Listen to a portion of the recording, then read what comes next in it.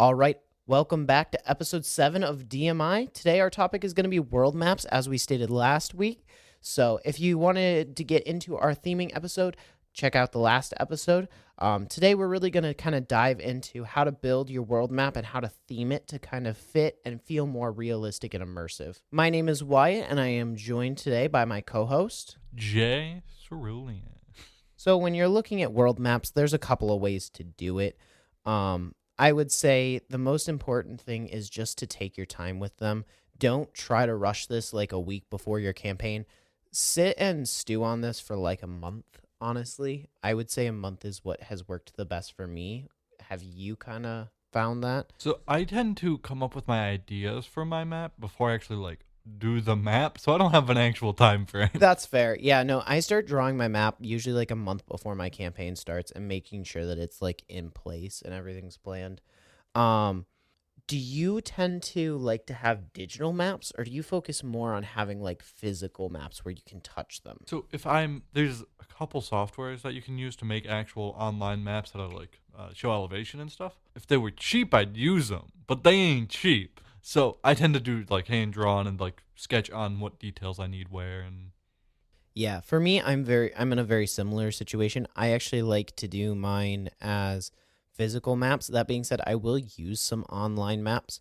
At one point, I was taking a geology class and I got introduced to a software that literally replicates the Earth and how it was made, and you can change different variables of like different continent sizes, different plate sizes, whatnot. That one's a little more techy.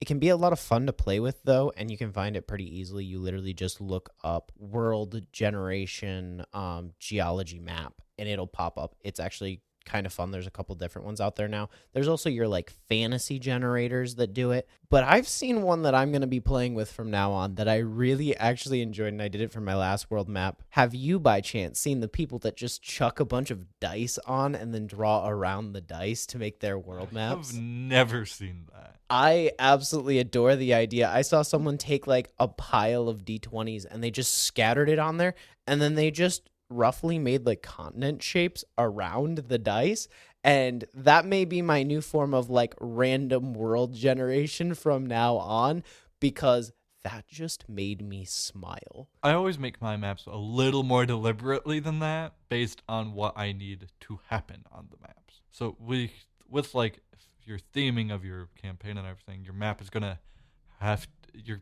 should have a purpose other than just being a thing.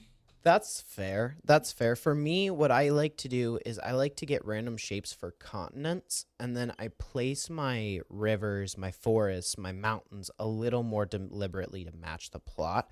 But for my personal thing is like I would rather have a random world map and then choose specific parts of it to use than to have this really deliberate one, just because I don't usually spend that much time on like designing it. If I'm gonna like have a really intricate world map, that's where I go more into those like generators where you can put in all the variables, different size of the oceans, how many continents there are.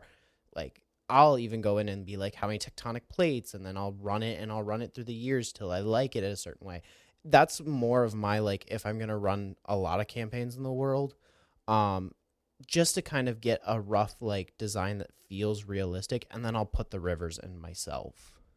Does that make sense? Yeah. No. So like what I tend to do is I tend to pick a part of a map if I'm going to like focus on it, and then I create that chunk. So each chunk might have some smaller like continents or islands, or even if it's like just solid land for the most part.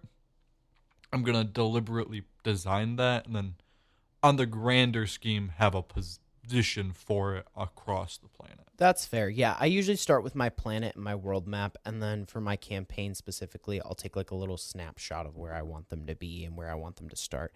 And that's going to be my more intricate one. Part of the advantage of the more online generators versus doing it by hand is the fact that you can actually zoom in on some of them, and you can literally just take pictures like it's a globe, like it's our globe. But if you're doing it by hand, definitely just like take an area, make a couple copies of your world map, circle it, zoom it in, draw it, do it by hand. But basically, if you're going to do it by hand, your best friend is really going to be your computer. Just go to your printer at your local library. If you don't have one, if you do have one, just scan into your computer and just zoom in to where you want your world to be. Print out a copy of your map zoomed in there, and then trace it onto paper before you start doing the rest, like the little details, like the islands, the rivers, whatnot. That's going to be your most helpful way of doing it if you're doing everything by hand. And I would say most people would have pretty easy access to that kind of method. The biggest issue for like producing maps for like, especially if you're going to give each player one, is how big you want it and how much detail you put onto that map. Especially as we get further down and like get into like building your stories and stuff. Sometimes your map can be a little telling of your story based on what is included on it. So you might have an area where it's like, oh yeah, that's an area we're going to get to later and it's like an important area, but your party is supposed to think it's just like an abandoned area where nobody is anymore. So then by having those areas, it can become a little revealing of, oh, this is going to be important. And definitely that's fair. It is very challenging to make those choices, and that's going to depend on your campaign and how much you want the players to know. I will say one of the harder things to do, especially as a new DM, is picking where you should have towns, especially important towns, on your map, especially when you're building the world map, which really is only going to show your major cities at first until you start zooming it in and like printing out those smaller, more in-depth portions of the map. You really want to focus on just your major cities, and picking those. You really want them to be kind of realistic. So if you want to look at, for example, a great one for those of us who are here in America, look at a map of the United States. We are a huge continent. If you look roughly, you're going to get an idea of where you can have your big cities.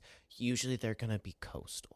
Just a little hint. The coasts are going to be where you're going to build most of your large towns and cities. And then from there, it gets kind of challenging, but really a major staple, especially because of the fact that D&D is more of a historical setting. It's very fantasy, and a lot of the times they have some technology, but it's not like our current technology. A lot of your stuff is going to be based around a body of water. Is there a body of water there? Yes or no? If no, then you're probably not going to have a town there because people have to have a way to drink water. If you pay attention, like across the planet pretty much, anywhere there's a body of water, a city has formed. And like, especially those early cities, all of them are in the exact same like geographical spot of a river valley because there's water there and there's all the nutrients there. So we're going to build here so we can survive.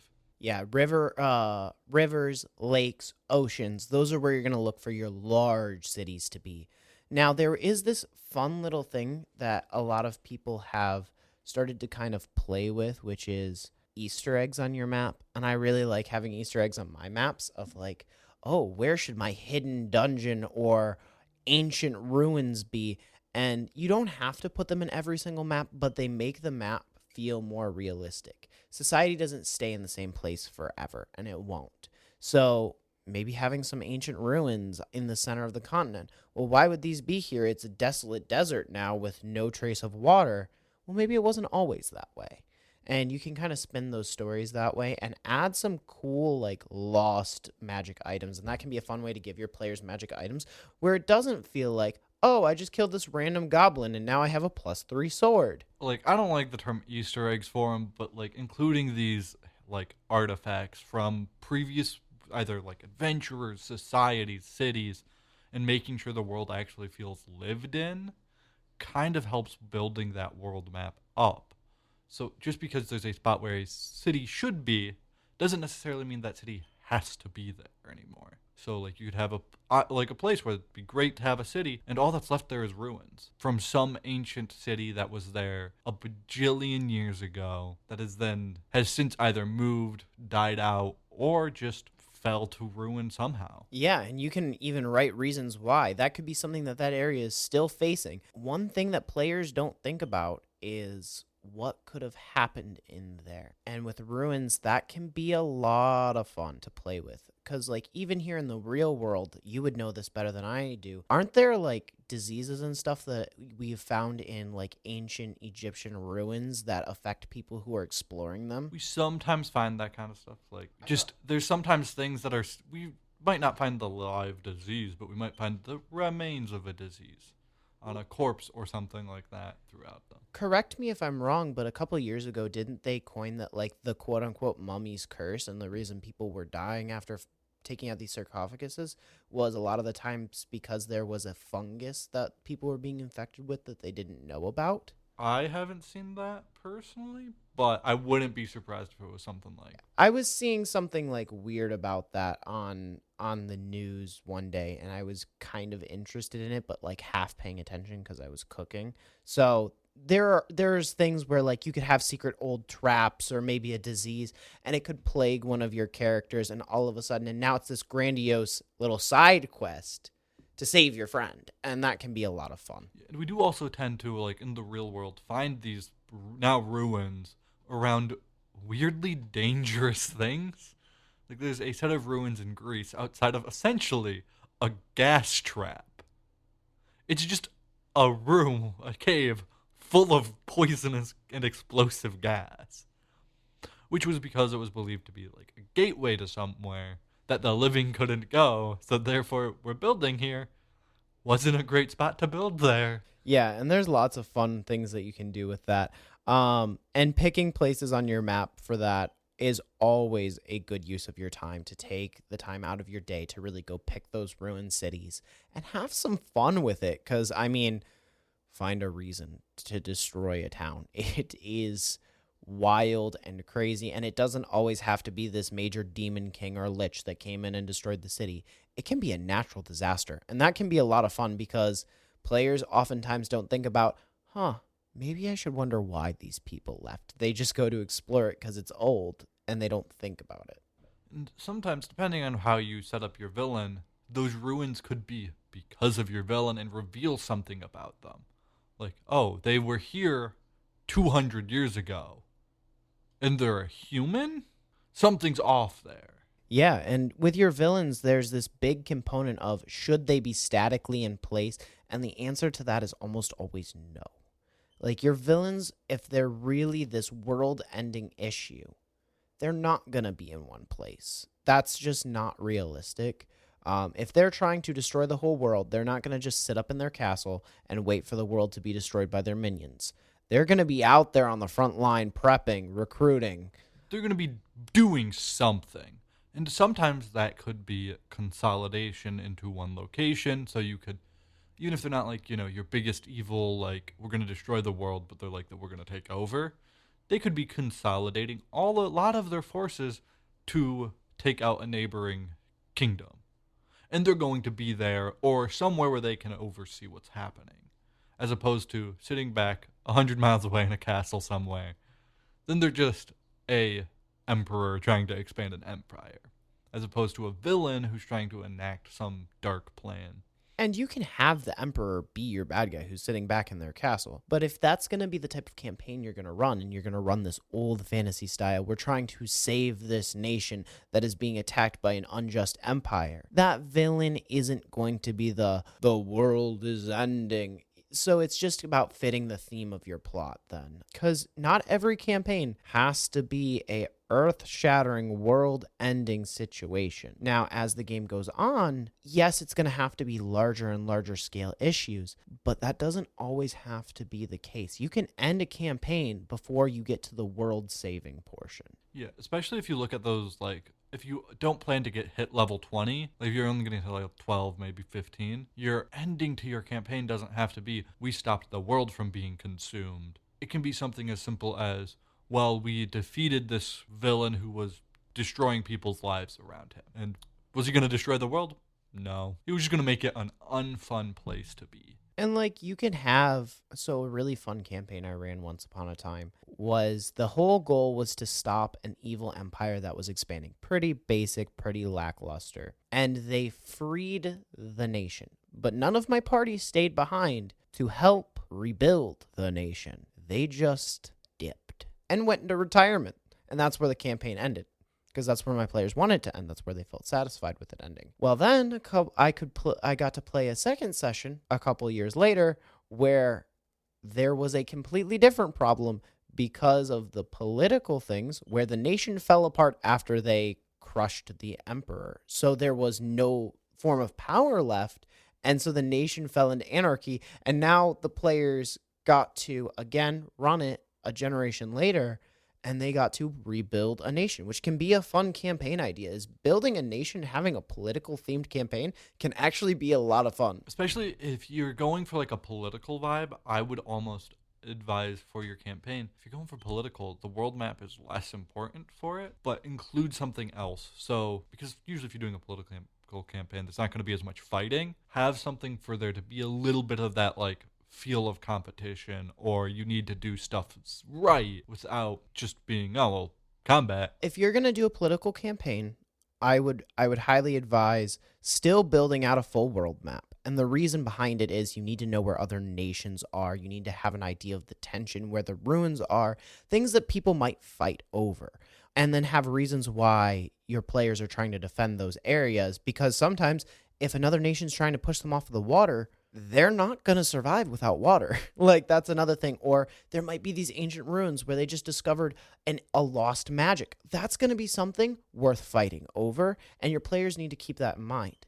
But my favorite thing with political campaigns is that you can gear them more towards the skill monkey classes. Like, you can have your clerics that are healers. They're going to be loved by the people because they're helping people. You can have your rogues to kind of steal information. You can really just kind of go into it and have a political campaign. The biggest thing with like making sure, especially if you're doing like non-traditional campaigns, is you need that big picture map. You don't need as like specific pictures. Like, oh, the little town 20 miles away. That town don't matter that much in the grand scheme of it. What's going to matter is, oh, there's this giant body of water another group is trying to encroach in and take. That's what's going to be your big deal on your maps, as opposed to any specific, like, small details type of thing. Any detail on those maps has to be impactful to the world, as opposed to just your party. And if you're building a campaign that's around a political setting, definitely whenever you finish a campaign with players, keep the old maps. If you keep the old maps and the specific maps, if the players have to go to the western coast of the country that they're in to stop an invasion or to help with a monster crisis or a food crisis, if you're doing a political campaign, that could be a town that they experienced in their last campaign. And then it's a nice little nostalgia thing, because for the character aspect, be like, oh, this is the city where the ancient heroes had their final face-off. You can keep those kind of intricate little towns and use them in a different way that feels a lot more rewarding. And it's going to add a nostalgia piece to your campaign that is going to keep your players coming back and interested in that political campaign without having to have combat there. When you do like a one world map for multiple campaigns, like for me, the Easter eggs you should try to include is not in that like first campaign. It's in your second or third, where we're then making those nods back to our previous adventures through this world of, oh, the heroes were here. They destroyed some evil. And what can also be fun with that is if you do something a little sneaky and you make it so our heroes have been like vilified or deified or any of those. So then your party, if it's the same players, will be like, that seems wrong. And kind of curious about what's going on in that like out of the town realm. Like maybe the heroes showed up, they beat the villain, and then a plague hit.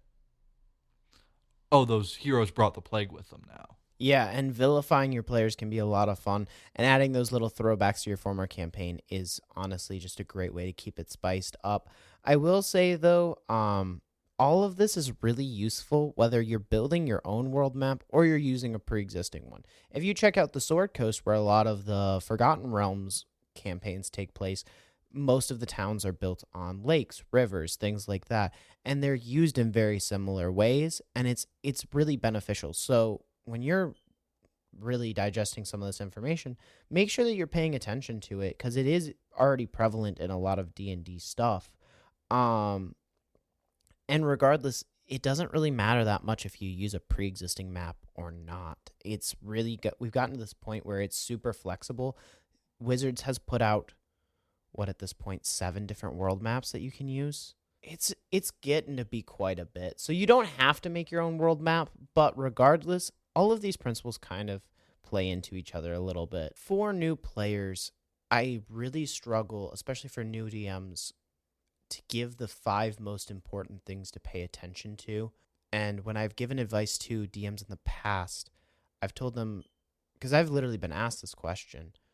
So the 5 things I would say are most important are nations, oceans, mountains, rivers, and then like your dungeons and your ancient ruins. Those would be the 5 things I would tell new DMs to look at when they're building a world map. So I think because of the ancient buildings and ancient stuff can be kind of in a separate little spot for now, right? Because that you can add in later as you decide to build and spice certain areas up and add some things in. When originally generating, to me, the most important are your rivers. That's where your big nations are going to start, and they are going to survive there. Like, you can see that in the real world with, like, China, which has been there since the start. India's been there since the start. Egypt's been there since the start. The only one who hasn't is, like, Mesopotamia. And every other one has been there. They might have moved a little bit, but they are still existing. So kind of keeping those, like, where are my rivers and where are my origins? Then another one that's odd is any major geographical feature, whether that be a desert, a mountain. All of those matter to where you are building your cities. And then cities are obviously important because that's where all of your people are going to be. And then kind of those are those 3 biggest ones to me, is making sure you have your cities, your major geographical obstacles, and then your water sources and where these places are starting up out of. Okay, that makes sense. Things you mentioned that are just really useful in D&D in general. Lakes, rivers, deserts, mountains. And the challenge really is, and I think it may depend on what campaign you're in, I disagree with that slightly. I would say it is important to name all of your mountain ranges, your major rivers, your deserts before your campaign starts, because then you have something consistent that you don't have to come up with on the fly to kind of base everything off of. I've seen people, and I've even tried to do it myself, where you do it as you're going. It's not worth your time. It takes way more time and puts you way more on the spot than you need to be. Who needs that stress in their life? Just have it written down beforehand. That would be a big piece of advice from me personally. Yeah, I think it's important to have those specific regions named and marked as these are important spots. And this is kind of a thing with how your world impacts into the smaller areas. When you shrink down towards like your major cities, one of the things you want to pay attention to is how are they, because all of your cities are going to have walls or something to defend them. Different cities, depending on where you're placing these on the map, are going to have something different to protect themselves. So for like using the real world for an example, a country like Egypt didn't have any major walls because they were covered by a desert and a body of water. So you can pay attention to these like details as to how these different regions are defending themselves in the real world to then portray it onto the outside world. And you can even have something silly like if you know Greek history, Sparta never built walls because they were like, we're too scary to need walls. No one's going to try to touch us. And you can include those like quirks of your nations into your design of their cities and as you're shrinking down from your overall world. And I would say definitely an important thing to remember when you're considering that is the larger the city, the more likely they are to actually have walls. All right, and that's all we have for today. If you enjoyed this episode, make sure you're checking out our YouTube where we post exclusive content, including some reviews of certain books and other products, as well as we give some more insight and talk about like characters that we've built, things that we've enjoyed in D&D, and overall just provide more content. Also check out our Patreon if you'd like to support the show. We also release there articles that are kind of in the same format as a D&D book, at least appearance-wise, that kind of talk about elaborations from what we go over in the show.